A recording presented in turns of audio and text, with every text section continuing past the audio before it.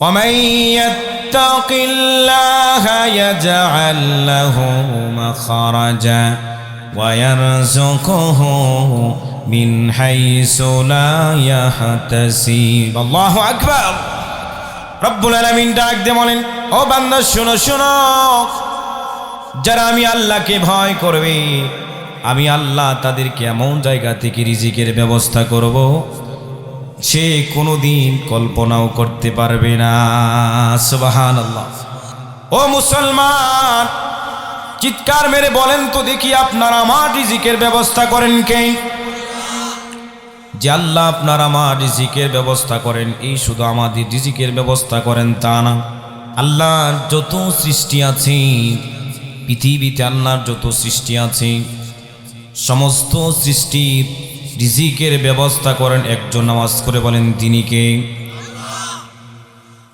শুধু মানুষের রিজিকের ব্যবস্থা করেন তা না,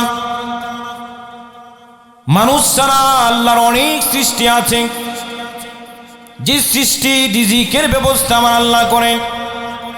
মানুষ তো শুধু অল্প খায়, মানুষ থেকে আরো অনেক বেশি খাবারের খায়। অনেক প্রাণী আল্লাহর এই জমিনের মধ্যে আছে, মানুষ থেকে আরো অনেক বেশি খাবার খায়। বিজ্ঞান বলে যে সমুদ্রের মধ্যে নীল তিমি নামে কিছু তিমি মাছ আছে। ওই তিমি মাছের প্রাপ্তবয়স্ক একটা তিমি মাছের লম্বা হলো 100 ফুট। বলে সুবহানাল্লাহ। অর্থাৎ প্রায় 10 তলা বিল্ডিং এর সমান একটা তিমি মাছ। ওই তিমি মাছের ওজন হলো 200 মেট্রিক টন, এবং ওই তিমি মাছ একদিনে খাবার খায় 4 মেট্রিক টন। অর্থাৎ 1000 কেজি হয় 1 মেট্রিক। তাহলে এভাবে 4000 কেজি খাবার একটা মাছ প্রতিদিন খায়। বিজ্ঞান বলেন যে 60 বছর বয়সে একজন মানুষ যতগুলি খাবার খায় তার চেয়ে বেশি খাবার একটা লাল তিমি মাছেই খায়। বলে সুবহানাল্লাহ। এই যে আমরা এই দিনী মাহফিলে বসেছি, এটা একটি জান্নাতি বাগান। এই জান্নাতি বাগানের চতুর্দিকে ফেরেশতারা বেষ্টন করে রাখছে, এবং ফেরেশতারা রহমতের দোয়া করতেছেন আমাদের জন্য। বলে সুবহানাল্লাহ।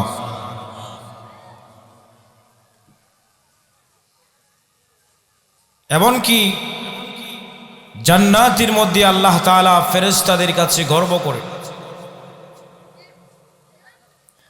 ফেরেশতাদেরকে আল্লাহ ডাক দিয়ে বলেন, ও ফেরেশতারা, আমার বান্দারা এখানে কি করছে? আল্লাহ তাআলা ডাক দিয়ে বলেন যে আমার বান্দারা এখানে শীতের মধ্যে বসে বসে কি করছে? ফেরেশতারা ডাক দিয়ে বলেন, আয় আল্লাহ, তারা আপনার প্রশংসা করছে। বলেন সুবহানাল্লাহ। আপনার তাসবিহ তাহলিল তেলাওয়াত করছে।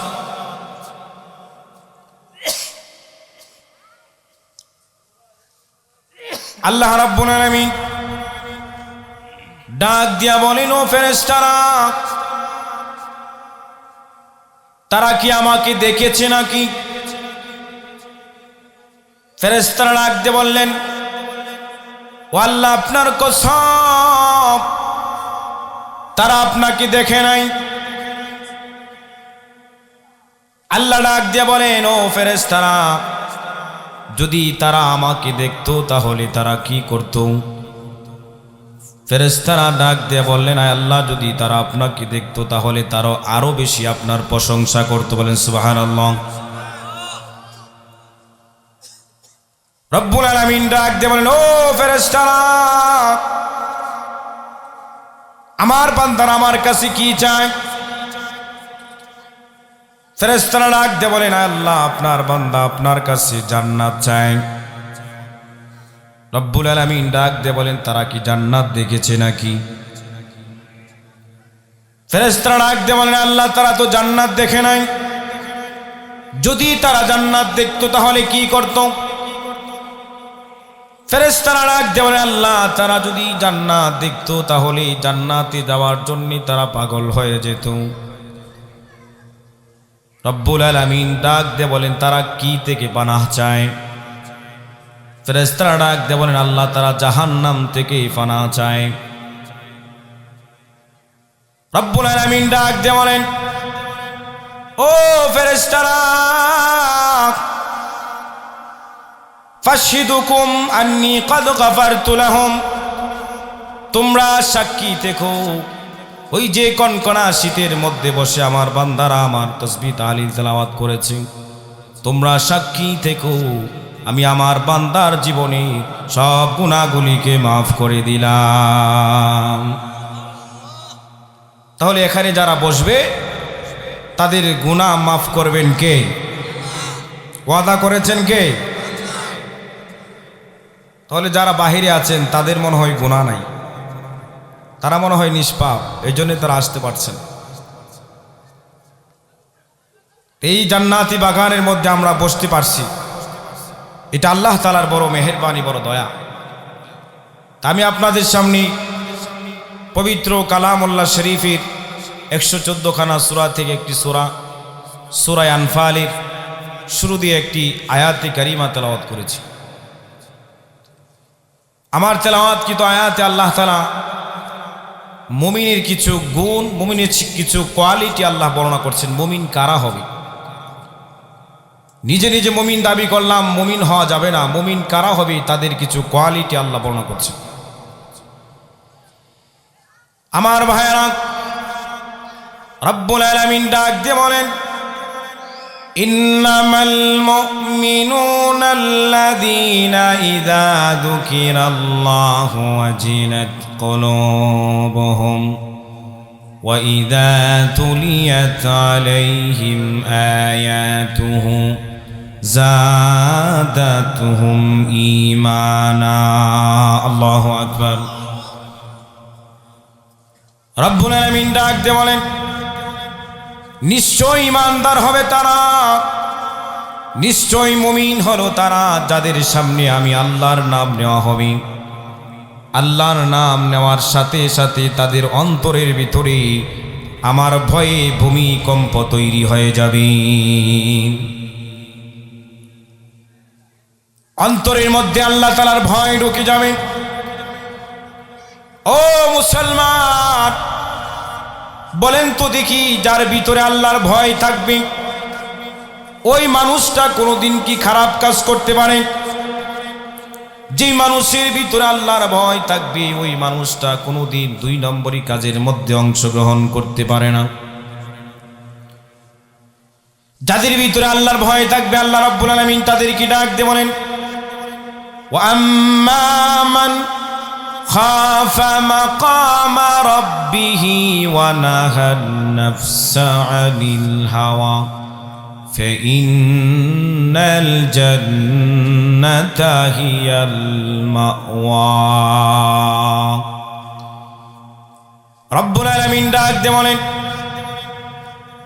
যারা আমি আল্লাহকে ভয় করবে, আমি আল্লাহকে ভয় করে গুনাহ থেকে দূরে থাকবে, গুনাহ করবে না, রব্বুল আলামিন বলেন আমি আল্লাহ তাকে আমার তৈরি জান্নাতের মধ্যে প্রবেশ করায় দিব। সুবহানাল্লাহ। শুধু তা নয়, রব্বুল আলামিন ডাক দিয়ে বলেন, ওয়ালিমান খাফা মাকামা রাব্বিহি জান্নাতান। রব্বুল আলামিন ডাক দিয়ে বলেন, যারা আমি আল্লাহকে ভয় করবে আমি আল্লাহ তাকে 2টা জান্নাতের মালিক বানায়া দিব। সুবহানাল্লাহ। আল্লাহ রাব্বুল আলামিন ডাক দিয়ে বলেন, যাদের ভিতরে আমি আল্লাহর ভয় থাকবে। আমরা অনেক সময় রিজিক নিয়ে টেনশন করি, রিজিকের জন্য আমরা কত কিছু করি। আল্লাহ রাব্বুল আলামিন ডাক দিয়ে বলেন, যাদের ভিতরে আল্লাহর ভয় থাকবে আমি আল্লাহ ঘোষণা দিলাম ওই ব্যক্তির কোনো রিজিকের অভাব হবে না। ومن ইয়াত্তাকিল্লাহা ইয়াজআল লাহু মাখরাজা ওয়া ইয়ারযুকুহু মিন হাইসু লা ইয়াহতাসিব। আল্লাহু আকবার।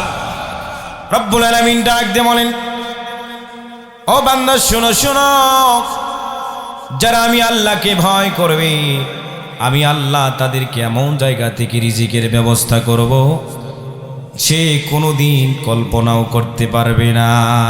সুবহানাল্লাহ।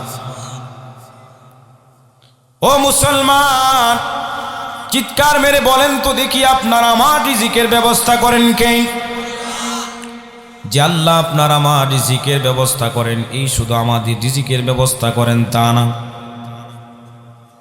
আল্লাহর যত সৃষ্টি আছে পৃথিবীতে, আল্লাহর যত সৃষ্টি আছে সমস্ত সৃষ্টির রিজিকের ব্যবস্থা করেন একজন। নামাজ করে বলেন তিনি কে? শুধু মানুষের রিজিকের ব্যবস্থা করেন তা না, মানুষ ছাড়া আল্লাহর অনেক সৃষ্টি আছে, যে সৃষ্টি রিজিকের ব্যবস্থা আমার আল্লাহ করেন। মানুষ তো শুধু অল্প খায়, মানুষ থেকে আরো অনেক বেশি খাবারের খায়। অনেক প্রাণী আল্লাহর এই জমিনের মধ্যে আছে, মানুষ থেকে আরো অনেক বেশি খাবার খায়। বিজ্ঞান বলে যে সমুদ্রের মধ্যে নীল তিমি নামে কিছু তিমি মাছ আছে। ওই তিমি মাছের প্রাপ্তবয়স্ক একটা তিমি মাছের লম্বা হলো 100 ফুট। বলে সুবহানাল্লাহ। অর্থাৎ প্রায় 10 তলা বিল্ডিং এর সমান একটা তিমি মাছ। ওই তিমি মাছের ওজন হলো 200 মেট্রিক টন, এবং ওই তিমি মাছ একদিনে খাবার খায় 4 মেট্রিক টন। অর্থাৎ 1000 কেজি হয় 1 মেট্রিক। তাহলে এভাবে 4000 কেজি খাবার একটা মাছ প্রতিদিন খায়। বিজ্ঞান বলেন যে 60 বছর বয়সে একজন মানুষ যতগুলি খাবার খায় তার চেয়ে বেশি খাবার একটা লাল তিমি মাছই খায়। বলে সুবহানাল্লাহ। ও মুসলমান, আমাদের হায়াতের যতগুলি খাবার খায় তার চেয়ে ডাবলের ডাবল খাবার খায় একটা নীল তিমি মাছ। ওই নীল তিমির সুদ খাওয়া লাগে না, ঘুষ খাওয়া লাগে না, অপরের হক মেরে খাওয়া লাগে না। ওই নীল তিমির প্রতিদিনের খাবারের ব্যবস্থা করেন একজন। চিৎকার মেরে বলেন তিনি কে? এই নীল তিমির খাবারের ব্যবস্থা যে আল্লাহ করতে পারে, চিৎকার মেরে বলেন তো দেখি। আমরা হলাম আশরাফুল মাখলুকাত, সৃষ্টির সেরা, তাহলে ওই আল্লাহ কি আপনার আমার রিজিকের ব্যবস্থা করতে পারেন কিনা? ও মুসলমান, তুমি রিজিক নিয়ে টেনশন করো, অথচ আল্লাহ রাব্বুল আলামিন ডাক দিয়ে বলেন, আমি আল্লাহকে ভয় করো, আমি তোমাদেরকে এমন জায়গা থেকে রিজিকের ব্যবস্থা করব যা তোমরা কোনোদিন কল্পনাও করতে পারবা না। হযরত মূসা আলাইহিস সালাতু ওয়াস সালাম একবার মাদিয়ান থেকে মিশরের উদ্দেশ্যে রওনা করলেন। যাইতে যাইতে হঠাৎ করে একটা মরুভূমির প্রান্তরে চলে গেলেন। মরুভূমির মধ্যে যাওয়ার পরে মূসা আলাইহিস সালাতু ওয়াস সালামের স্ত্রী ছিল প্রেগনেন্ট, প্রসব বেদনা শুরু হয়ে গেছে। মূসা পয়গম্বরের স্ত্রী যখন প্রসব বেদনা শুরু হয়েছে, এমন অবস্থায় মূসা টেনশনে পড়ে গেল, হায় এই মরুভূমির মধ্যে আমার স্ত্রী প্রেগনেন্ট, প্রসব বেদনা শুরু হয়েছে, এখন কোথায় যাব, রিজিক কোথায় পাবো, খাবার কোথায় পাবো? মূসা পয়গম্বর যখন টেনশনে পড়ে গেলেন, আল্লাহ রাব্বুল আলামিন মূসাকে ডাক দিয়ে বলেন, ও মূসা, তুমি রিজিক নিয়ে টেনশন করো। মূসাকে সান্ত্বনা দেওয়ার জন্য আল্লাহ রাব্বুল আলামিন ডাক দিয়ে বলেন, ও মূসা, তোমার সামনে যে একটা পাথর আছে, ওই পাথরের মধ্যে তুমি লাঠি দ্বারা আঘাত করো। মূসা পয়গম্বর লাঠি দ্বারা যখন পাথরের মধ্যে আঘাত করেছে, সুবহানাল্লাহ, আরেকটা পাথর যখন বাহির হয়ে আসছে, ও মুসলমান, আল্লাহ রাব্বুল আলামিন হুকুম করলেন, ও মুসা, যেই পাথরটা বাহির হয়ে আসছে ওই পাথরের মধ্যে আবার আঘাত করো। মুসা পাথরের মধ্যে আঘাত করেছে। আঘাত করার সাথে সাথে ওই দ্বিতীয় পাথরটা আবার দ্বিখণ্ডিত হয়ে গেল। দ্বিখণ্ডিত হয়ে যাওয়ার পরে ওই পাথর থেকে আর একটা পাথর বাহির হয়ে আসছে। আল্লাহু আকবার। ওই পাথর থেকে আর একটা পাথর বাহির হয়ে আসছে। রব্বুল আলামিন মুসাকে ডাক দিয়ে বলেন, ও মুসা, ওই পাথরের মধ্যে আবার আঘাত করো। মুসা পাথরের মধ্যে আবার আঘাত করেছে। যেই মুহূর্তে মুসা পাথরের মধ্যে আঘাত করেছে ওই পাথরটা আবার দ্বিখণ্ডিত হয়ে গেল। পাথরটা যখন দ্বিখণ্ডিত হয়ে গেল, মুসা তাকায়া দেখেন ওই পাথরের মধ্যে ছোট্ট একটা পোকা আছে। ওই পোকার মধ্যে আমার আল্লাহ একটা রিজিকের ব্যবস্থা করে রেখেছেন। ও মুসলমান বন্ধুগণ আমার, যে আল্লাহ তিনটা পাথরের ভিতরে একটা পোকা রিজিকের ব্যবস্থা করতে পারেন, চিৎকার মেরে বলেন তো দেখি, ওই আল্লাহ আপনার আমার রিজিকের ব্যবস্থা করতে পারেন কিনা? রিজিক নিয়ে কিসের টেনশন তুমি করো? রব্বুল আলামিন ডাক দিয়ে বলেন, বান্দা শোনো শোনো, তুমি আমার উপর ভরসা করো, আমার উপর আমাকে ভয় করো, আমি আল্লাহ তোমাকে রিজিকের ব্যবস্থা করব। যদি আমরা আল্লাহকে ভয় করি রিজিকের ব্যবস্থা করবে তা না, আমার আল্লাহ আপনাকে আমাকে তার খাঁটি গোলাম হিসাবে স্বীকৃতি দান করবেন। সুবহানাল্লাহ। আল্লাহর পয়গম্বর বিশ্ব নবী রাহমাতুল লিল আলামিন সাহাবীদের জামাত নিয়ে রওনা করলেন। যাইতে যাইতে হঠাৎ করে তাকায় দেখেন একটা রাস্তার পাশে একজন মহিলা বসে আছে। মহিলাটা চুলার মধ্যে লাকড়ি দিয়া কি যেন রান্না করতেছে। আল্লাহর হাবিব তাকায় দেখেন মহিলার কোলে একটা বাচ্চা আছে। যেই মুহূর্তে চুলার ভিতরে লাকড়ি ঢুকানোর সাথে সাথে যখন আগুন প্রজ্বলিত হয়, ওই মহিলা বাচ্চাটাকে পিছনের দিকে নিয়ে যায়। আবার যখন আগুন কমে যায় আবার সামনের দিকে নিয়ে আসি। এই দৃশ্যটা আল্লাহর হাবিব তাকায়া তাকায়া দেখেন। এই দৃশ্য দেখে আল্লাহর হাবিব সাহাবীদেরকে ডাক দিয়ে বলেন, ও সাহাবী, তোমরা কি দেখতে পাচ্ছ ওই দিন মহিলা সন্তানকে কতটুকু মহাব্বত করে? সন্তানের গায়ে আগুন লাগবে, মা সহ্য করতে পারে না, সন্তানকে পিছনের দিকে নিয়ে আসি। এই কথা যখন রসুল বলেছে, মহিলা রসুলকে দেখে বাচ্চাটাকে কোলে নিয়ে রসুলের দরবারে আসলেন। এসে মহিলা ডাক দিয়ে বললেন, ইয়া রাসূলুল্লাহ, ইয়া হাবিবাল্লাহ, মা সন্তানকে যতটুকুন মহাব্বত করে আমার আল্লাহ তার বান্দাকে মার চেয়ে বেশি মহাব্বত করে না, কম করে। আল্লাহর হাবিব ডাক দিয়ে বললেন, মা সন্তানকে যতটুকুন মহাব্বত করে তার চেয়ে হাজার হাজার গুণ বেশি মহান আল্লাহ তার বান্দাকে মহাব্বত করে। মহিলা ডাক দিয়ে বললেন, ইয়া রাসূলুল্লাহ, মার চেয়ে মহাব্বত বেশি তার বান্দার প্রতি আল্লাহ পাকের। তাহলে ওই আল্লাহ পাক তার মহাব্বত নিয়া, মার চেয়ে হাজার গুণ মহাব্বত নিয়া কেমন ভাবে তার বান্দাকে জাহান্নামের আগুনের মধ্যে দিবি? যখন মহিলায় প্রশ্ন করলেন, আল্লাহর হাবিব চুপ হয়ে গেলেন। এমন সময় জিবরাইল আমিন আল্লাহর হাবিবের কাছে আসলেন। এসে ডাক দিয়ে বলেন, ইয়া রাসূলুল্লাহ, ইয়া হাবিবাল্লাহ, আপনি মহিলাকে জানায় দিন, যেই বান্দাকে আমি আল্লাহ আমার খাঁটি গোলাম হিসাবে স্বীকৃতি দেব, ওই বান্দাকে আমি আল্লাহ কখনোই জাহান্নামের আগুনে আমি নিক্ষেপ করব না। সুবহানাল্লাহ। এজন্য মুসলমান, আল্লাহ তাআলাকে ভয় করার দরকার আছে না নাই?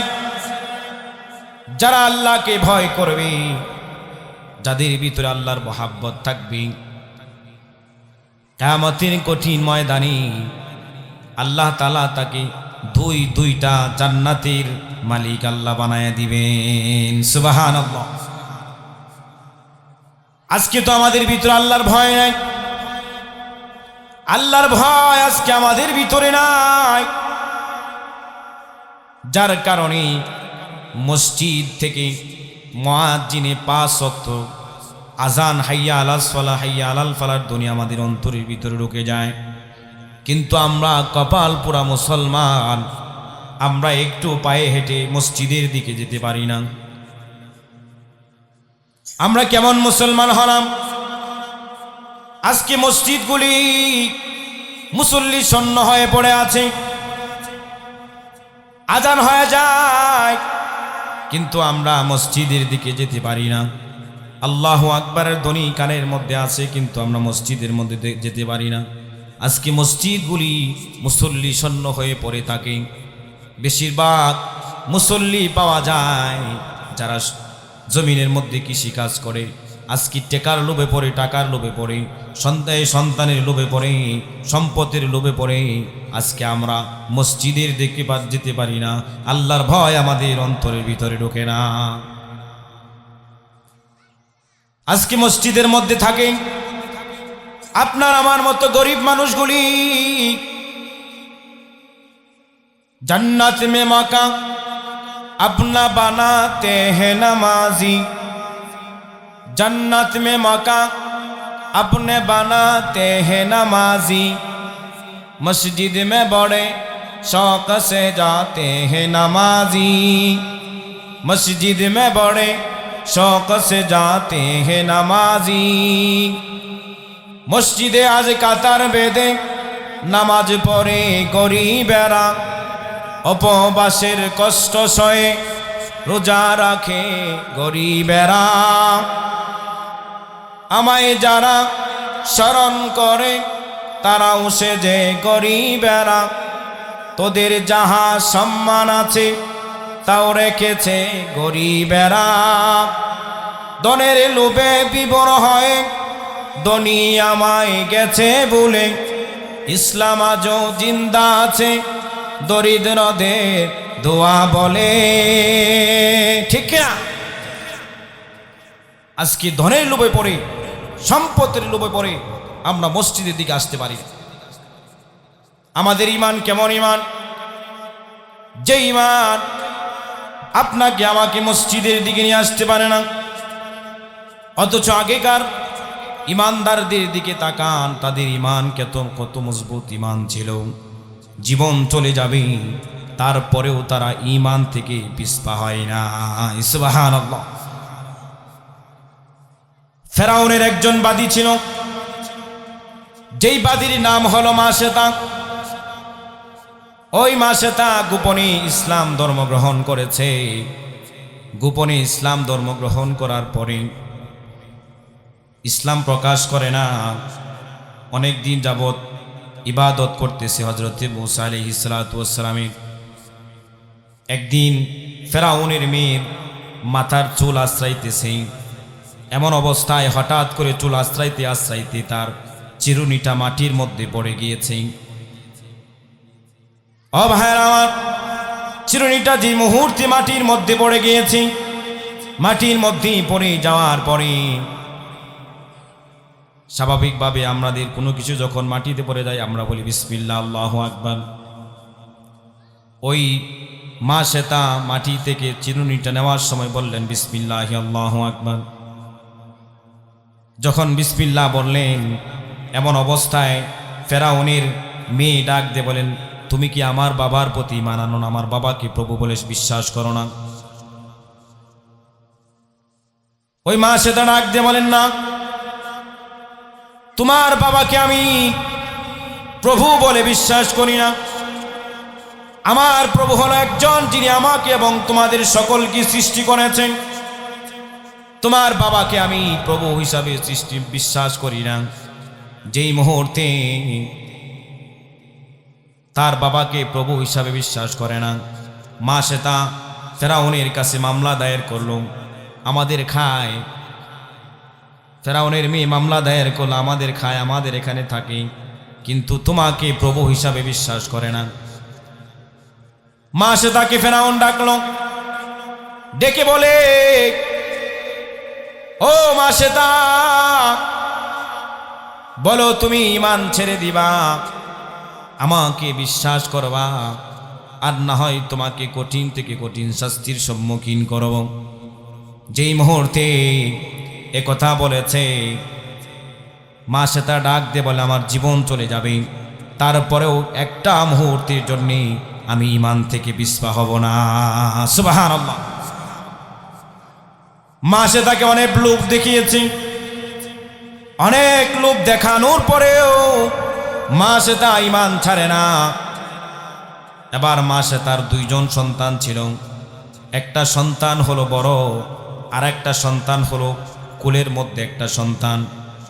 ফেরাউন হুকুম করলেন, বিশাল বড় ডেকচি নিয়ে আসো, ডেকচির মধ্যে তেল গরম করো। বিশাল বড় ডেকচির মধ্যে তেল গরম করা হলো। তেল যখন গরম করলো, ফেরাউন মা সে তাকে ডাক দিয়ে বলেন, ও মা সে তা, এখনো সময় আছে, বলো ঈমান ছেড়ে দিবা, আর না হয় তোমাকে এই তেলের মধ্যে নিক্ষেপ করা হবে। মা সে তা বলবে জীবন চলে যাবে, ঈমান ছাড়তে রাজি না। এবার মা সে তার বড় যে সন্তান আছে, ওই সন্তানটাকে ফেরাউন ধরে নিয়ে ওই তেলের মধ্যে নিক্ষেপ করে দিয়েছি। যেই মুহূর্তে তেলের মধ্যে নিক্ষেপ করে দিয়েছি, তেলের মধ্যে নিক্ষেপ করে দেওয়ার সাথে সাথে হাড্ডি থেকে গোশতগুলি আলাদা হয়ে গেছে। তারপরেও মা সে তা ঈমান ছাড়ে না। এবার মা সে তার কুলের মধ্যে যে সন্তান ছিল, ফেরাউন বলে, এবার তোমার ওই সন্তানকে আমি আগুনের মধ্যে তেলের মধ্যে নিক্ষেপ করে দেওয়া হবে। মা সে তার বুক থেকে ওই সন্তান, শিশু সন্তান দুধ খাচ্ছে, ওই শিশু সন্তানটাকে কেড়ে নিয়া ফেরাউন ওই তেলের মধ্যে নিক্ষেপ করে দিয়েছে। সন্তানকে মা কতটুকুন ভালোবাসে, ওই শিশু সন্তানকে তেলের মধ্যে নিক্ষেপ করে দিয়েছে। এমন অবস্থায় মা সে তাকে ডাক দিয়ে বলেন, এখনো সময় আছে, বলো ঈমান ছাড়া, আর না হয় তোমাকেও তেলের মধ্যে নিক্ষেপ করব। মা সে তা ডাক দিয়ে বলে, না, আমি ঈমান ছাড়তে রাজি না, আমার জীবন চলে যাবে, তারপর আমি ঈমান ছাড়তে রাজি হব না। আল্লাহু আকবার। এবার মা সে তাকে ফেরাউন ধরে ওই তেলের মধ্যেও নিক্ষেপ করে দিয়েছে। সন্তান গেল, এবার নিজেও গেল, ওই তেলের মধ্যে নিক্ষেপ হয়ে গেছে। আল্লাহর হাবিব যখন মেরাজে রওনা করলেন, বাইতুল মুকাদ্দাসে যখন গেলেন, যাওয়ার পরে আল্লাহর হাবিব দেখেন মেশক আম্বরের ঘ্রাণ আসতেছে। জিব্রাইল আমিনকে আল্লাহর হাবিব ডাক দিয়ে বলেন, ও জিব্রাইল, জান্নাতি মেশক আম্বরের ঘ্রাণ আমি পাচ্ছি, এটা কোথায় থেকে আসতেছে? আমরা কি জান্নাতের কাছাকাছি চলে আসছি নাকি? জিব্রাইল আমিন ডাক দিয়ে বলেন, ইয়া রাসূলুল্লাহ, আমরা জান্নাতের কাছে এখনো আসিনি, জান্নাত তো অনেক দূরে। ওই যে ঘ্রাণটা আসতেছে, ওই ঘ্রাণটা যে ফেরাউন তার সন্তান এবং মা সে তাকে আগুনের মধ্যে তেলের মধ্যে নিক্ষেপ করে পুড়ে ফেলেছিল, ওই মা সে তার কবর থেকে ওই মেশক আম্বরের ঘ্রাণ আসতেছে। সুবহানাল্লাহ। দেখেন তাদের ঈমান কেমন ছিল, আর আমাদের ঈমান কেমন। আমাদের ঈমান, যে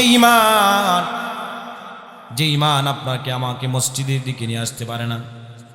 এজন্য আল্লাহ রব্বুল আলামিন বলেন, ঈমানদার হলো তারা যাদের সামনে আল্লাহ রব্বুল আলামিনের নাম নেওয়া হবে, আল্লাহু আকবারের ধ্বনি দেওয়া হবে, তাদের ঈমানটা বেড়ে যাবে এবং তার ভিতরে আল্লাহ রব্বুল আলামিনের ভয় ঢুকে যাবে। দ্বিতীয় নম্বর হলো, ওয়াইদা তুলিয়াত আলাইহিম আয়াতুহু যাদাতহুম ঈমানা। ঈমানদার হবে সে, তার ভিতরে যখন তার সামনে যখন আল্লাহ রব্বুল আলামিনের কালাম তেলাওয়াত করা হবে, তখন তার ঈমানটা বেড়ে যাবে। সুবহানাল্লাহ। আজকে তো কোরআনে কারীম আমাদের ঘরে নাই, আজকে তো কোরআনে কারীম আমাদের সমাজের মধ্যে নাই।